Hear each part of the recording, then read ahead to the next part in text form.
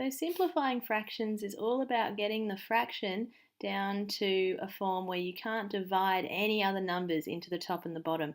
Now remember that with fractions, the key thing is always do the same thing to the top as you do to the bottom, okay? They're both really needy. They need the same thing to happen to both of them. So if we have a look at this, we've got 6 over 8. Now there is a nice way of doing this so you know what to divide by.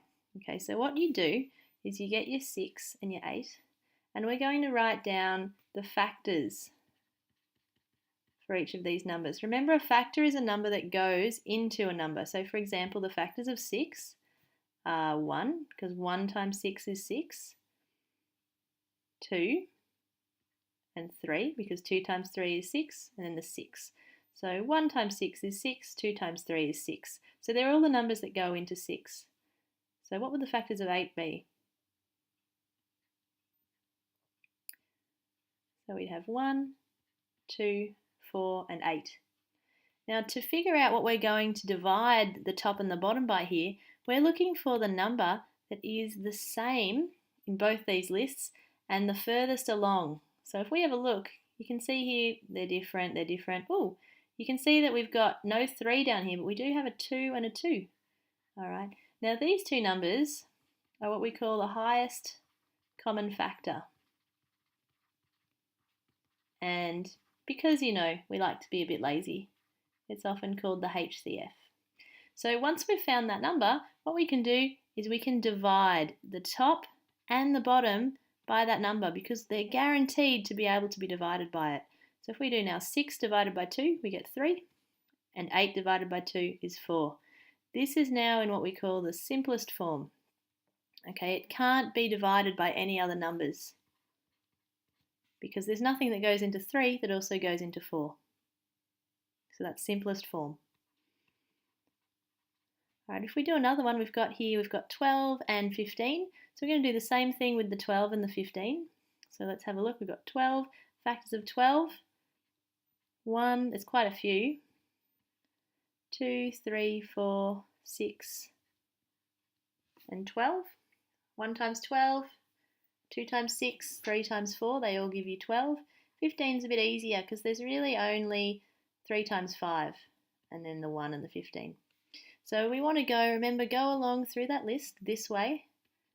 1, 2, 3, they've both got a 3, 4, 6, 12. No, there's no 4, 6s or 12s here. So this is our biggest number. So let's divide the top and the bottom, remember always the same, by the same number. So 12 divided by 3 is 4, 15 divided by 3 is 5. So the simplest form for this fraction is 4 over 5. Now sometimes you'll find you get improper fractions and you can actually do it the same way. Okay, so you could find for here with 21 and 7, you'll find for 21 that your factors are 1, 3 times 7, and 21, and for 7 it's nice and easy because there's actually only 1 and 7. So you can see straight away that we're going to divide by 7.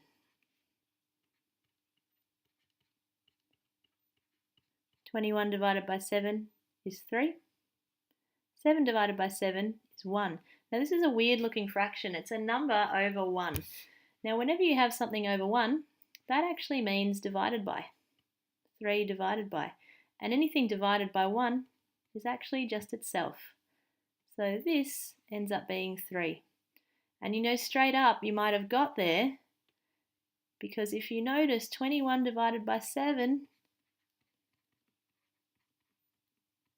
is really what you had to begin with. 21 divided by 7, which is 3.